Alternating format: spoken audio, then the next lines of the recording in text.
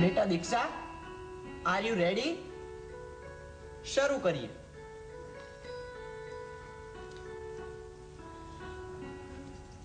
હું દીકરી, હું માતા, હું બહેના, હું ભાર્યા. હું દીકરી, હું માતા, હું બહેના, હું ભાર્યા. નહીં એક બબે કુટુંબો में तारा. नहीं एक बबे कुटुंबो में तारा. मैं भैलो मैं पीता पति ने संभाला. मैं भैलो मैं पीता पति ने संभाला. नहीं कोई मारूं मैं सौने स्वीकारा. नहीं कोई मारूं मैं सौने स्वीकारा. नहीं कोई मारूं मैं सौने स्वीकारा. नहीं कोई मारूं मैं सौने स्वीकारा.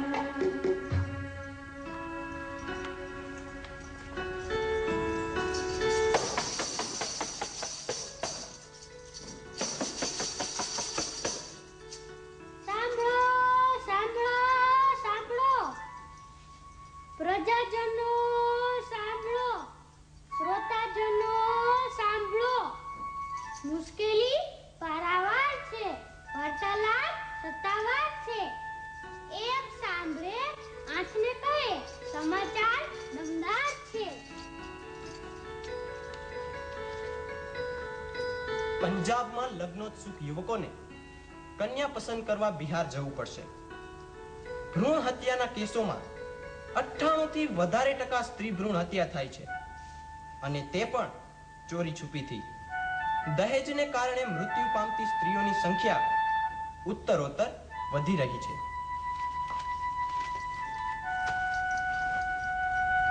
મારા સમજદાર પ્રજાજનો, જો આપણે આપણી વ્યક્તિગત સ્વાર્થ વૃત્તિને સમેટી નહીં લઈએ ને, તો આ સમાજ વ્યવસ્થા, આ કુટુંબ વ્યવસ્થા કડડડ ભૂસ કરતી ભાંગી પડશે.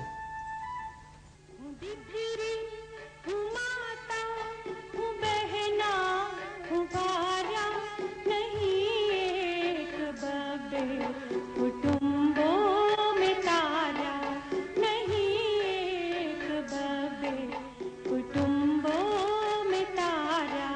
मैं भैलो मैं पीता पति ने संभाला. मैं भैलो मैं पीता पति ने संभाला. नहीं कोई मारूं मैं सौने स्वीकारा. नहीं कोई मारूं मैं सौने स्वीकारा. नहीं कोई मारूं मैं सौने स्वीकारा.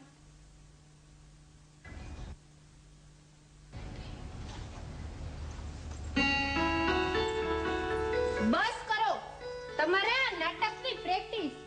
તમારે પોતાના કામ કરો. બસ 24 કલાક નાટક નાટક ને નાટક. હું બાજુમાં જઈને નાટકની પ્રેક્ટિસ કરું છું.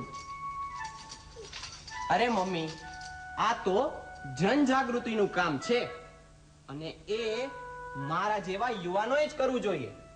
જો આપણે જ સ્ત્રી ભ્રૂણ હત્યા અને દહેજનો વિરોધ નહીં કરીએ ને, તો આ સમાજ એ ભણેલાને ક્યારેય માફ નહીં કરે. આપણે ભણીએ ઘણું બધું, પણ જો સામાજિક મૂલ્યો નહીં શીખીએ ને, તો આપણું ભણતર એ સમાજને કંઈ કામમાં આવવાનું નથી. હવે બેસ. સમાજવાળો ન જોયો હોય તો તને વિદેશ મોકલવાનો, અમારે ખર્ચ કરવાનો? બિલકુલ નહીં. એ તો છોકરીના મા બાપ જ ખર્ચ આપે. છોકરી આપે તો ખર્ચે આપે જ ને. આખી જિંદગી એને નહીં પાલવવાની? એમને પોષાતું હોય તો તને શું વાંધો છે? કેમ? શું છે? કેમ મોટા અવાજે બોલો છો? આ તો દિવ્યેશનો વ્યવિચાર નક્કી થાય એટલે તેને વિદેશ ભણવા માટે વેવાઈના ખર્ચે મોકલવો છે. કહી દઉં છો, એમની દીકરીના સુખ માટે એટલું ન કરે. દહેજ તો સાવે ઓછો, માત્ર કહું છું તમે સમજ્યા નહીં. સામેવાળાની આર્થિક સ્થિતિ સારી નથી, છોકરી સારી છે. તમે આવો આગ્રહ મૂકી દો. જો દિવ્યેશને વાંધો નથી પછી શું? અને આપણે આપણા ખર્ચે દિવ્યેશને વિદેશમાં ભણવા મોકલી શકીએ તેમ છીએ. ના, એ નહીં બને. પણ કહું છું હજી તો લગ્ન પણ નથી થયા અને વેવાઈને આવું કહેવાય? રાધે શ્યામ, રાધે શ્યામ. તમ તમારે રાધેશ્યામ કરી રાખો. હું વેવાઈને કહી દઈશ કે 10 લાખ રૂપિયા અને છોકરાને વિદેશ ભણાવવાનો ખર્ચ તૈયાર રાખે. દીકરીને ભણાવી હોય તો. પણ મમ્મી, અહીંયા આટલા અભ્યાસથી નોકરી મળી જાય તેમ છે. આ મારે વિદેશ ભણવા જવું જ નથી. કેમ? વેવાઈની બહુ દયા આવે છે? તારે ભણવું હોય કે ન ભણવું હોય, મારે તને વિદેશ મોકલવો છે. તને ઉછેરીને મોટો તો કરી દીધો. વેવાઈ ભણાવશે તો કઈ દુબળા નહીં પડી જાય. જો ઘરમાં પૈસા ન વેત ન હોય તો દીકરીને પરણાવવા ન નીકળાય. દીકરી પરણાવી હોય તો કાં તો લોન લે, કાં તો ઉછીને પાછી ન કરે. મમ્મી, તને કઈ રીતે સમજાવું? બેટા, એ એની જાતે જ સમજશે.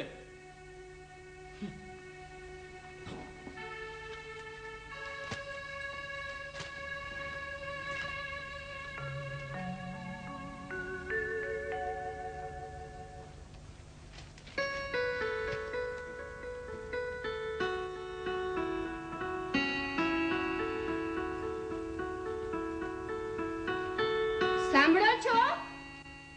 પણ તું બોલતો ખરી. આ દિશા ગઈ ત્યાં ને ત્યાં રહી. તે જ એને બગાડી છે. આ તારી દિશા ચારે દિશાઓમાં ફરીને આવશે. બસ હવે આટલે અટકો.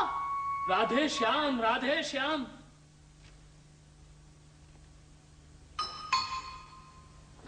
મમ્મી, કેમ મમ્મી? કેમ પપ્પા? કેમ દિવ્યેશ? મમ્મી, આજે તો ફરીને થાકી ગઈ. આખું શહેર ફરી લીધું. બેસ બેટા, શાંતિથી બેસ. હા,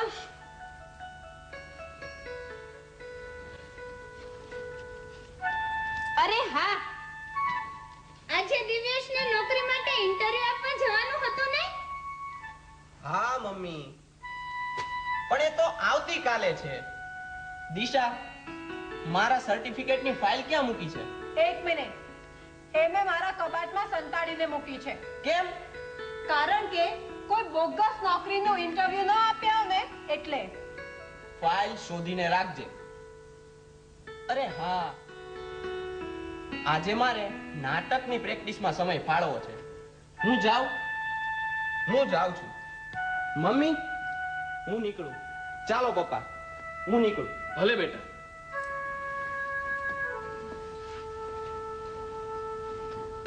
હવે તમે બંને માં દીકરી એકબીજા સાથે ટક કરો.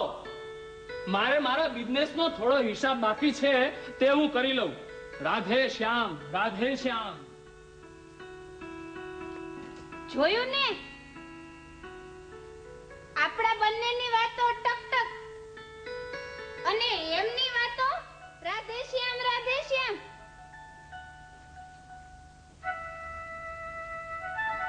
અરે દિશા, આજે એકતાબેન અને બેલાબેન આવવાના હતા ને? હા, આવતા જ હશે. મમ્મી, તેઓ હંમેશા સાચી વાત કરતા હોય છે. એ સાચી સલાહ આપે એવા છે. આપણા જૂના પાડોશી મારે